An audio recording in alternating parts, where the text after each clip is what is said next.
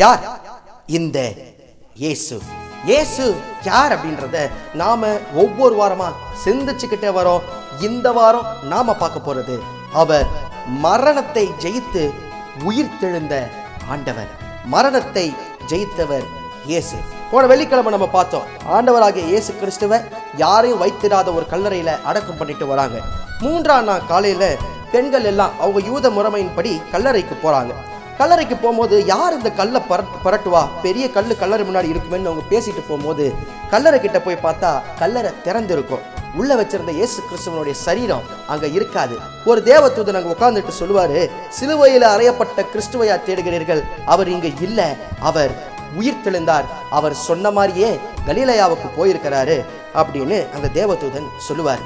இதை தான் இன்னைக்கும் நம்ம சொல்றோம், திறக்கப்பட்ட ஒரு கல்லறைக்கு சொந்தக்காரர்னா அது ஆண்டவராகிய இயேசு கிறிஸ்து ஒருவர் தான்.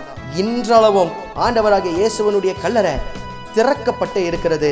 அவர் உயிர்த்தெழுந்தார் என்பதற்கு சாட்சியாக இயேசு கிறிஸ்து உயிர்த்தெழுந்தார். இது நம்புற மாதிரி இல்லையே, மரித்துட்டாரே, அது எப்படி உயிர்த்தெழுந்தார், இது என்ன அப்படின்னு. ஆகையினாலதான் அன்னைக்கு இயேசுவை சிலுவையில் அறைஞ்ச பிறகு இயேசுவை சிலுவையில் அறைஞ்ச மக்கள்லாம் அந்த ராஜாங்கிட்ட போய் கேட்டாங்க, இந்த மனுஷன் உயிரோடு இருக்கும் போதே 3ஆம் நாள் உயிரோடு எழுந்துருவேன்னு சொன்னாரு, அப்படி இவரோட சடலத்தை இந்த சீஷர்கள் எடுத்துட்டு போயிட்டு அவர் உயிர் தெழுந்துட்டாருன்னு சொல்லிட போறாங்க அப்படின்னு சொல்லி இயேசு கிறிஸ்துவனுடைய கல்லறைக்கு சீல், அவரோட கல்லறைக்கு முத்திரை வைக்கிறாங்க, சீல் வைக்கிறாங்க, வச்சு காவலாளிகளெல்லாம் வைக்கிறாங்க, எங்க இயேசுவனுடைய சரீரத்தை எடுத்துட்டு போயிட போறாங்கன்னு. உலகத்திலேயே கல்லறைக்கு சீல் வச்சு காவலாளிங்க வச்ச ஒரு கல்லறைனா அது இயேசு கிறிஸ்துவனுடைய கல்லறை அப்படின்னு கூட சொல்லலாம். அப்போ இவ்வளோ காரியங்களையும் அவரு 3ஆம் நாள் உயிர்த்தெழுவன்னு சொன்னதை கூட இருந்த சீஷர்கள் கேட்டு நம்பினாங்களோ இல்லையோ, ஆனா அவரை கொலை பண்ணவங்களுக்கு தெரிஞ்சது இவர் எழுந்துட போறாரு, இல்லை இவர் தூக்கிட்டு போய் எழுந்துட்டாருன்னு சொல்லிட போறாங்கன்ட்டு அங்க காவலுக்கு வச்சாங்க. இன்னைக்கும் அதே தான். இயேசு எழுந்தாரா இல்லையா? இயேசு உயிரோடு கூட எழுந்தாரு, இன்னைக்கும் உயிரோடு தான் அவர் இருக்கிறாரு.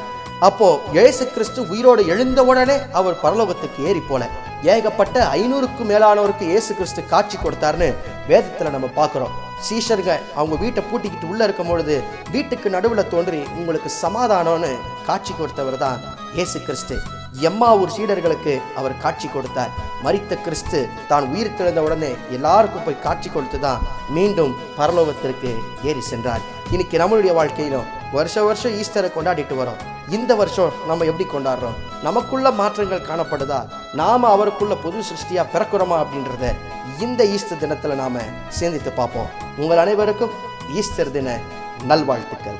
மரித்த கிறிஸ்து இனி மரிப்பதில்லை, மரிப்பதில்லை, இனி மரிப்பதில்லை.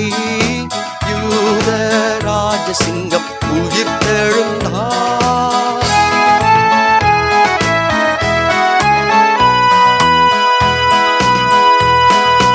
கிறிஸ்தோரே நாம் அவர் பாதம் பணிவோம், பாதம் பணிவோம், பரத்தை சீடமடைவோம். யூத ராஜசிங்கம் உயிர்த்தெழுந்தார், உயிர்த்தெழுந்தார், நரகை ஜெயித்தெழுந்தார்.